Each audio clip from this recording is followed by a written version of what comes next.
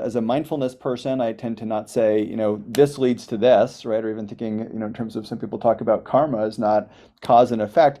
It's like these are the conditions under which this is most likely to happen. How do we create the conditions where people are most likely to grow through what they've been through, rather than fall into more addiction, more trauma, more depression, more anxiety, those things that we worry about, right? Those things that our clients are coming to us for support and help around. So cultivating post-traumatic growth and being aware also of how to be trauma aware and trauma sensitive as we're teaching mindfulness, as we're teaching self-compassion, as we're teaching these practices.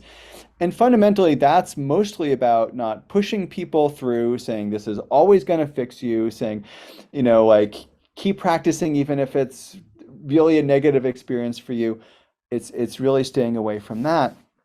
And I do think for the most part, many of us who are already psychotherapists, who are already coaches, who are already people in this healing professions that we're in, we're probably pretty trauma aware to begin with.